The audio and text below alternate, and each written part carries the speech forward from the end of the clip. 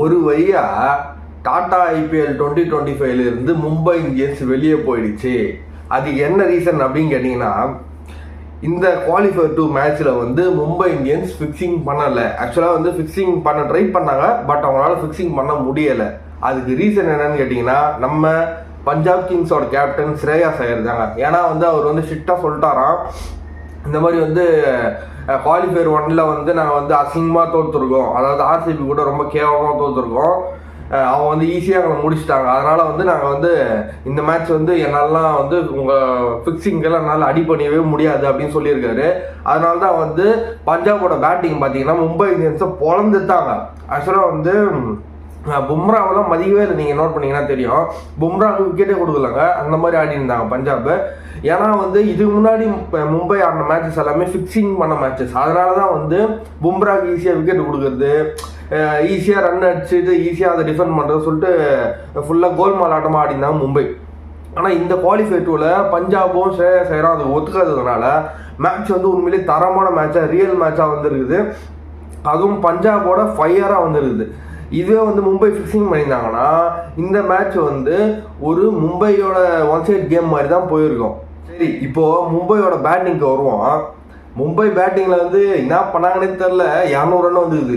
ஏன்னா நீங்கள் நோட் பண்ணிங்கன்னா தெரியும், முக்கியமான பிளேயர்ஸ், அதாவது ரோஹித் சர்மா ஆடலை, ஓகேவா, ஹர்திக் பாண்டியா கடைசி டைமில் ஓடல பால, ஓகேவா, ஏதோ அந்த பேஸ்ட்ரோ கொஞ்சம் அரை வரையும் ஆடினாரு, அப்புறம் சூரியகுமார் யாதவ் கொஞ்சம் அரை வரையும் ஆடினாரு, திலக் வர்மா கொஞ்சம் அரை வரையும் ஆடினாங்க, ஓகேவா. இவங்கெல்லாம் ஆடி எப்படியோ 200 எடுத்துன்னு வந்துட்டாங்க. இல்லைனா மும்பைக்கு ஸ்கோரே இல்லைங்க. அது ஒஸ்ட் பேட்டிங், ஏன்னா கேவலமாக இருந்தது. எல்லாமே ஃப்ளூக் ஷாட் தான். நீங்கள் நல்லா கிரிக்கெட் தெரிஞ்சவங்க கொஞ்சம் நல்லா டீப்பாக நோட் பண்ணிங்கன்னா தெரியும், மும்பை ஆடினது எல்லாமே ஃப்ளூக் ஷாட் தான். எதுவுமே தெளிவான ஷாட்டே கிடையாது.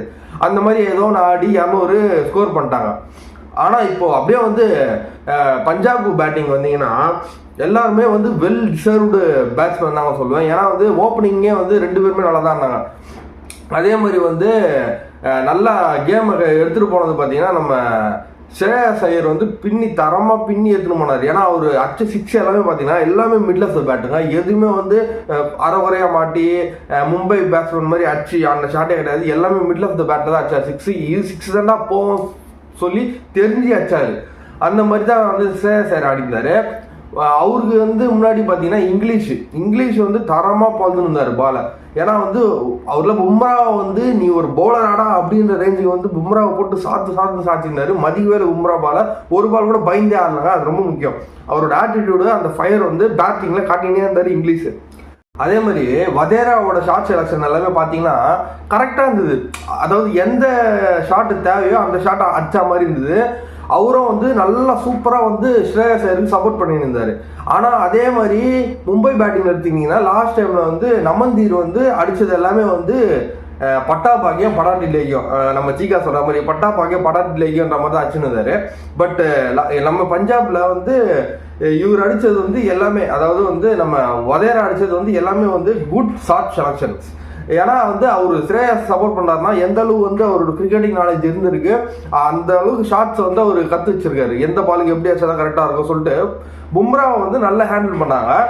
டாப்லி பாலெல்லாம் உரிவுன்னு வச்சிருந்தாங்க. அதாவது மும்பை ஹர்திக் பாண்டியா அவர் சரியான காமெடிங்க. அதாவது என்ன பண்ணாங்க அப்படின்னா, மேட்ச் இன்ட்ரெஸ்டாக போயிருக்கிற டைமில் திடீர்னு சம்மந்தம் இல்லாமல் டாப் லீக் பாலை ஊற்றாங்க பாருங்க. ஸ்ரேயாஸ் போலாரு. அது 3 6 போச்சு, தொடர்ந்து ஹேட்ரிக் 6 போச்சு. அது ஹர்திக் பாண்டியா மூஞ்சே மாறிடுச்சிங்க.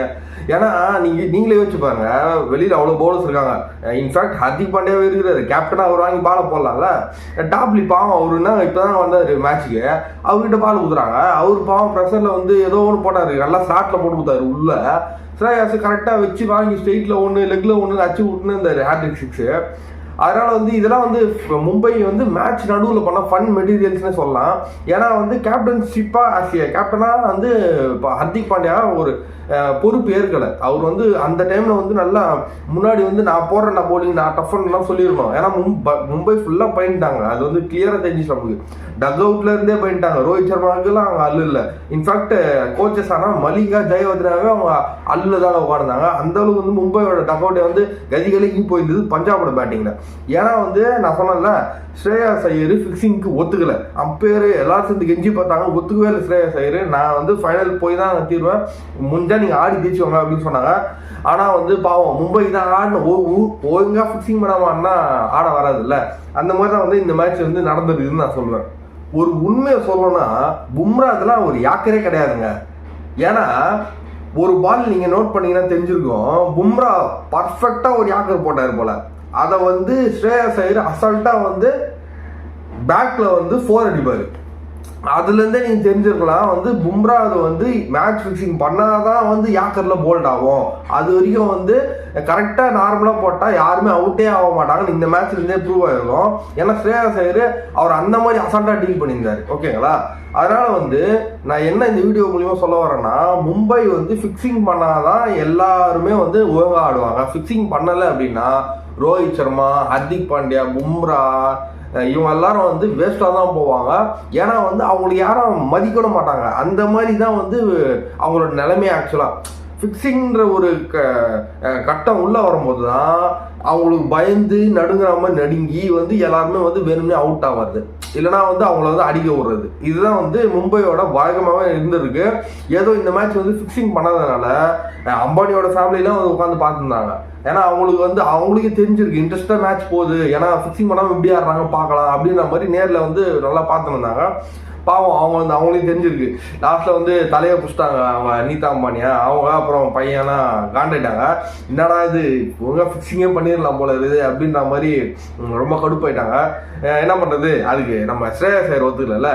அவர் சிங்கக்குட்டி மாதிரி வந்து வெறித்தனமாக போலான்னு போந்து நாங்கள் ஆர்சிபியை மறுபடியும் சந்திப்போம் நான் ஃபைனலில் அப்படின்னு சொல்லிட்டு அந்த காண்டில் அச்சு குத்து ஜெயிக்க வச்சிருக்காரு. ஸோ இதனால நான் என்ன சொல்ல வரேன் இந்த வீடியோ மூலியமா அப்படின்னா, நீங்கள் சென்னை கலாயத்துக்கு தகுதியே இல்லைங்க. ஏன்னா வந்து சென்னை சூப்பர் கிங்ஸ் முன்னாடி தெரிஞ்சு இந்த டாடா ஐபிஎல் 2025 கப்பு ஆர்சிபிக்கு தான் அப்படின்ட்டு. அதனால வந்து டீசெண்டாக நாங்கள் என்ன பண்ணோம், வேற ஒரு டீம் பஞ்சாபுக்கு வைப் விட்டுட்டு நாங்கள் டீசெண்டாக வந்து லீக்லேயே வெளியே போயிட்டோம். ஆனால் நீங்கள் என்ன பண்ணீங்க, நாங்கள் 15 மணி உள்ளே வருவோண்டா அப்படின்னு சொல்லிட்டு ஏதோ கோல்மால் பண்ணி அம்பேர்லாம் டக் அவுட்டில் கூப்பிட்டு என்னென்னோ பண்ணி எப்படியோ டீமெல்லாம் தோக்கச்சு உள்ளே வந்துட்டீங்க. உள்ளே வந்து என்ன ஆச்சு, உங்களுக்கு குவாலிஃபைர் டூவில் ஊரே சிரிகிற மாதிரி மானம் போயிடுது பஞ்சாப் கூட தோத்து. ஏன்னா வந்து பஞ்சாப் உங்கள் ஃபிக்ஸிங்க்கு ஒத்துக்கலை, அதனால வந்து ஊரே சிரிகிற மாதிரி உங்கள் நிலைமை ஆயிடுச்சு. இல்லைனா சிஎஸ்கே மாதிரி ஒழுங்காக லீக்லேயே வெளியே போயிட்டு உங்களோட நேம் வந்து நீங்களே காப்பாற்றிடலாம். ஏன்னா நீங்கள் ஸ்டார்டிங் ஸ்டேஜில் அப்படி தான் இருந்தீங்க, வெளியே போகிற ஸ்டேஜில் தான் இருந்தீங்க ஒழுங்காக ஆடாமல். ஆனால் வந்து எப்படியோ கோல்மால் பண்ணி ஆஸ் யூஷுவல் உங்கள் ஸ்டைலில் வந்து நீங்கள் உள்ளே வந்துட்டீங்க.